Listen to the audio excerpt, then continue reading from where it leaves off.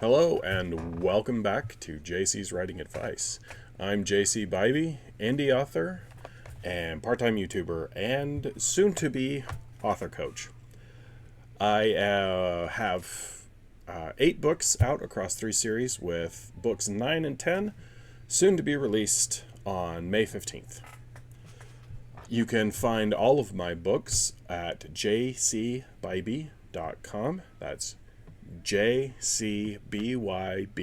You can find links to get them in ebook and in print.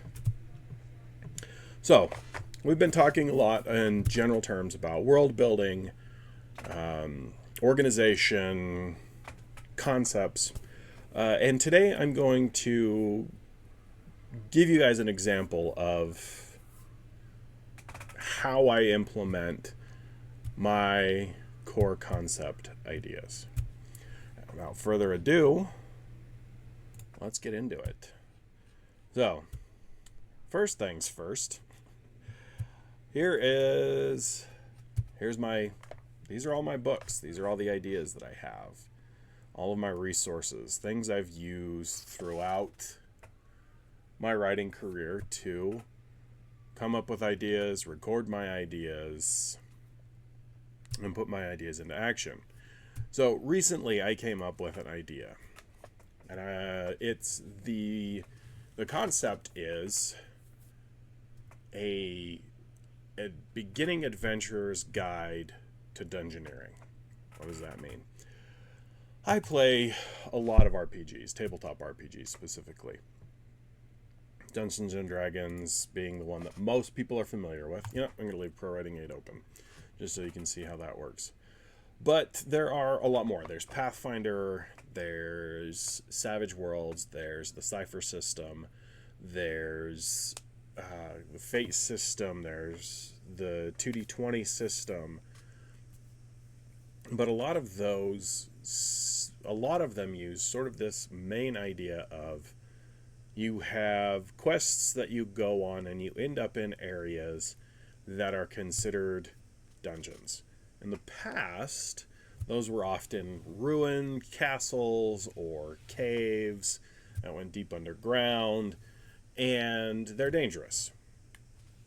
I think the current genre or current media that captures this the best is anime and manga. There are several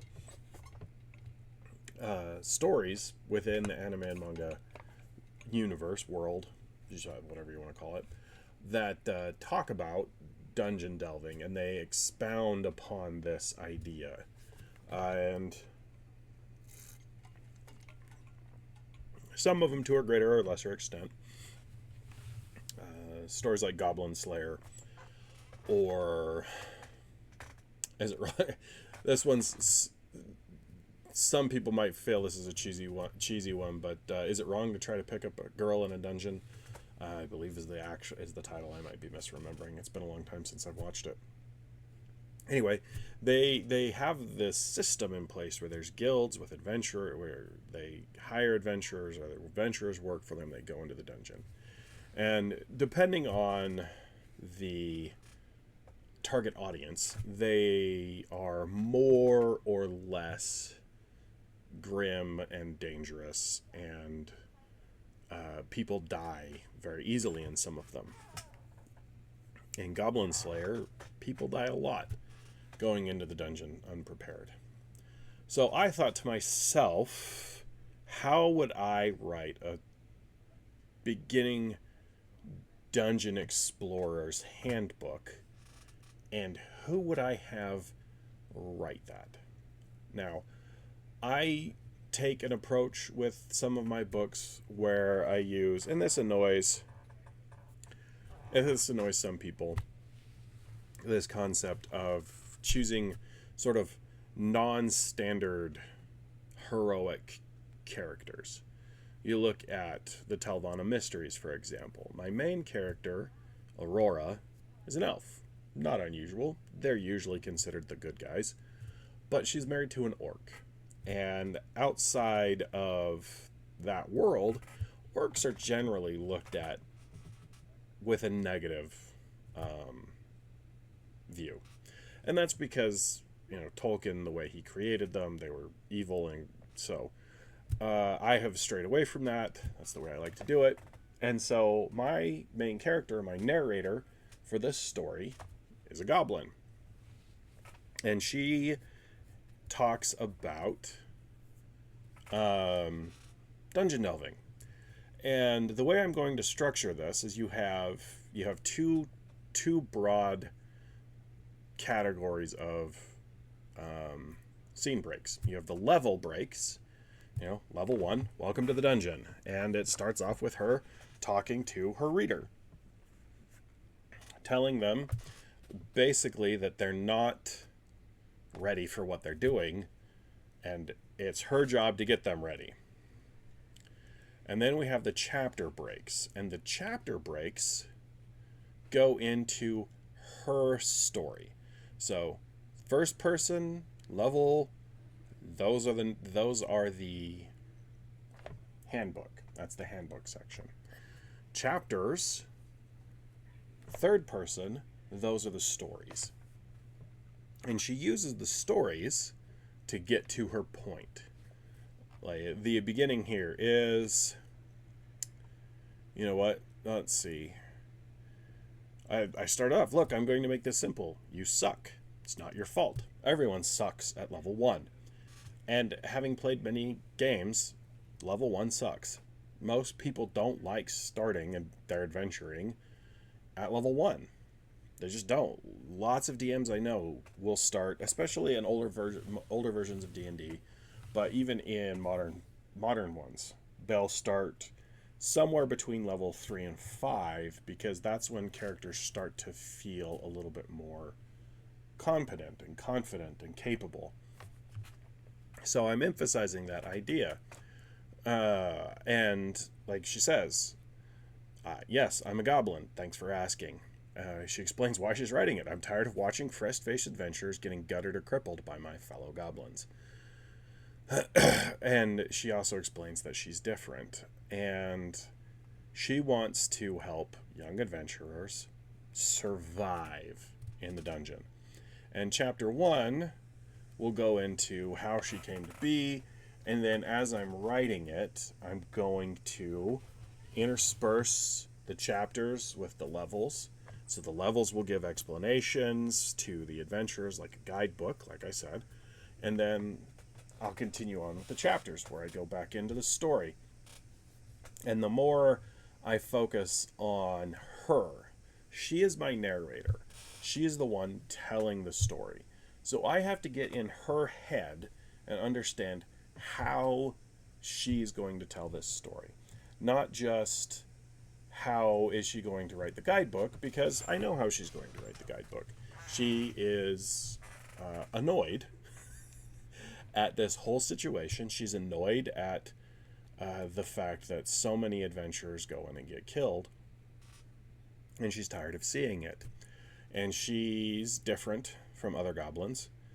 And so one of the things, and this is something that I have to thank my fellow podcast host, Tyler Hess. If you need an editor, by all means, contact him. HessTylerBlog.com, I think, is where you can find him. He is pointed out in my Hero Unit series and my Collinsworth Case Files series that I have two protagonists that are immensely powerful and very hard to hurt and very hard to permanently hurt.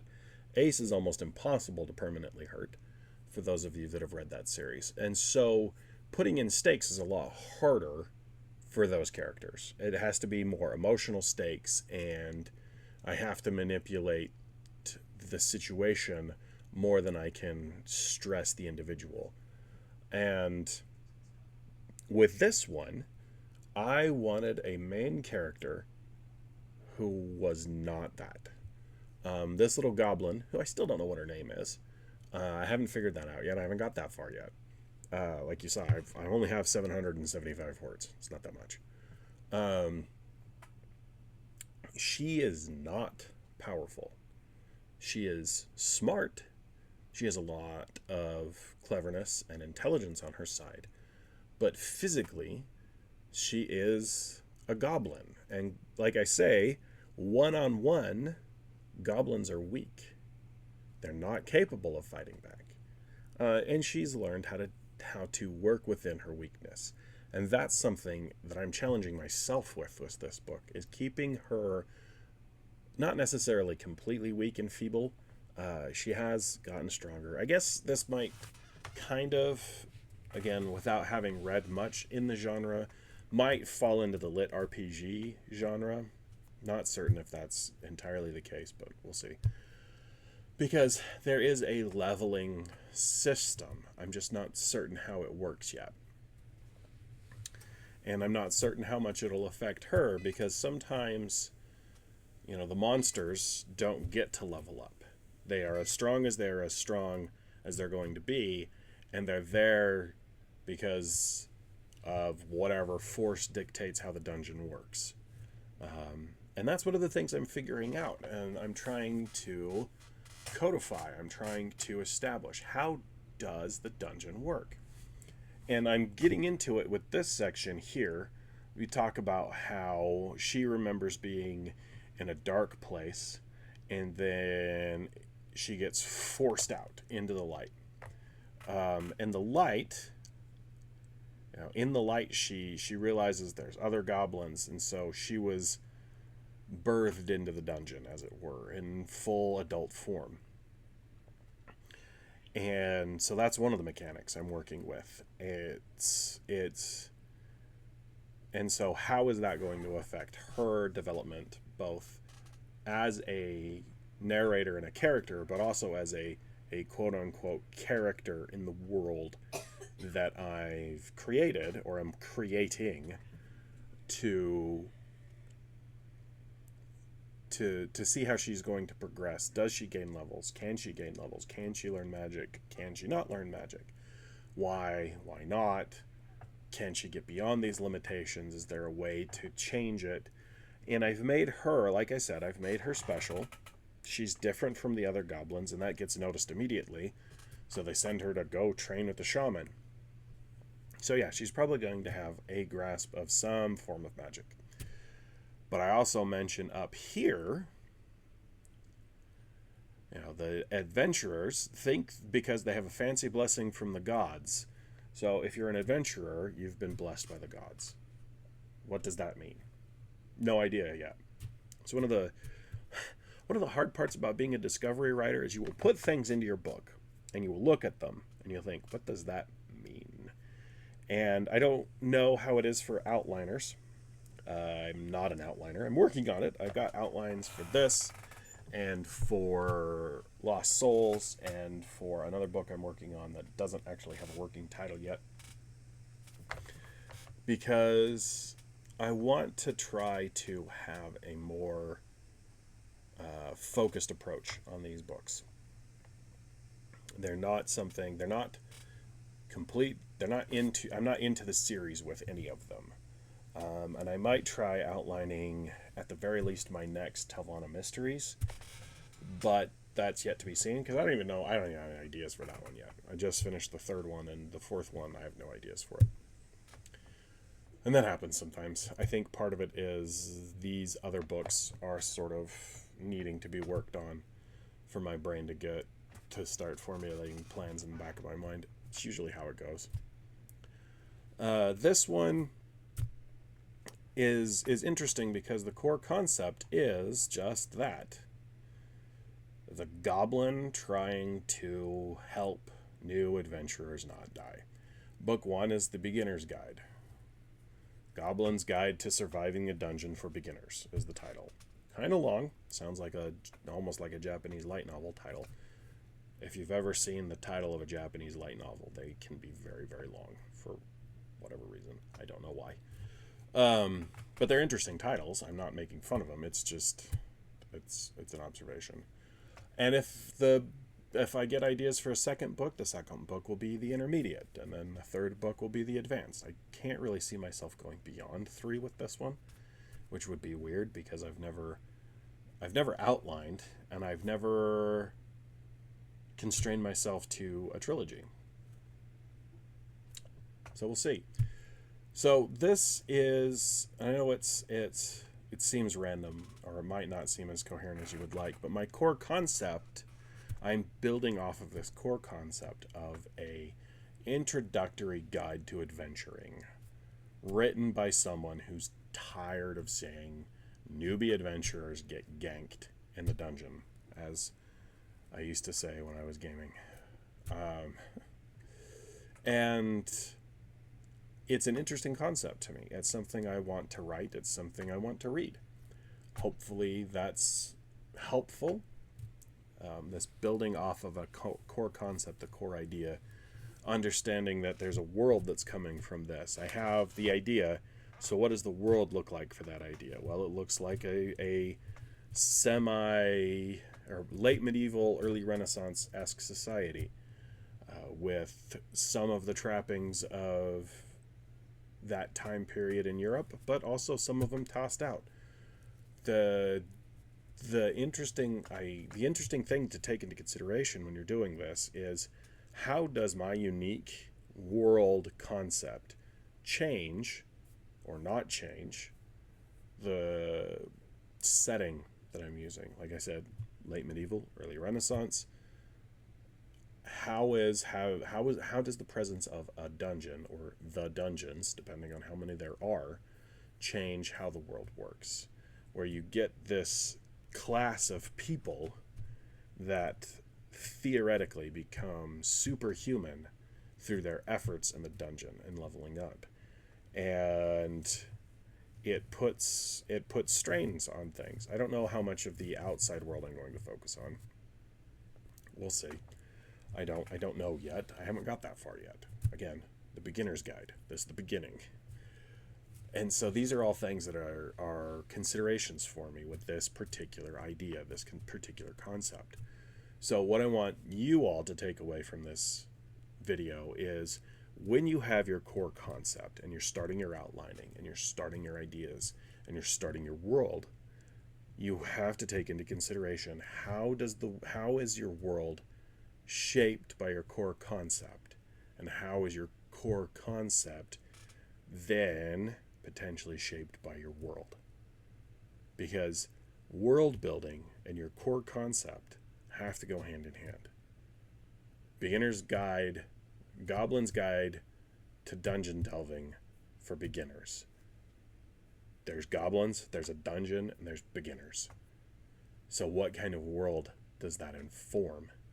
What kind of trappings do I need to put in with that? Just like with Hero Unit. I go back to Hero Unit a lot because it's my first book, but the world building for Hero Unit was really important, because how does society change when you have superheroes? And not just superheroes, but superheroes that have been getting progressively stronger with each new generation. And now with the fourth generation, you have people who have the physical strength such that they can pick up aircraft carriers. You have people with the mental capacity to solve, some of the greatest problems of mathematics and physics and anything else. And you have exceptionals, and this doesn't get talked about a whole lot, but you have exceptionals who have the power to affect global climate conditions. And how does that look? And part of the reason there was an exceptionals war, part of the reason basically World War III happened and so many people died, is because it all came to a head, and it reached a breaking point. And that's something that I had to take into consideration when I was writing it, because this is all stuff that happened in the past for them, and I had to take that into consideration.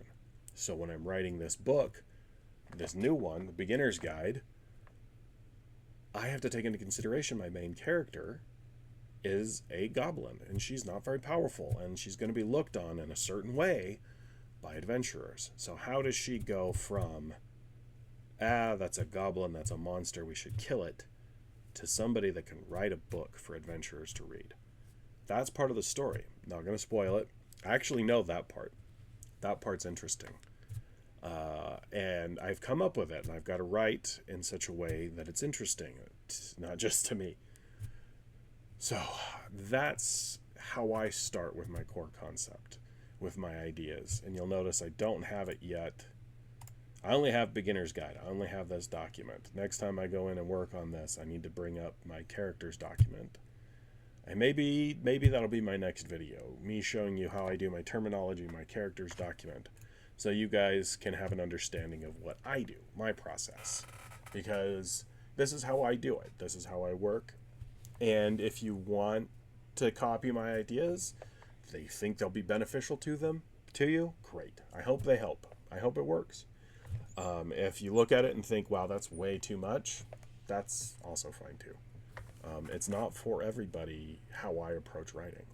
Just like it's not how everybody should approach writing the way some of the greatest writers have approached it. Not all of us can approach things in the same way. It doesn't work. We're not all carbon copies of each other, because how boring would that be?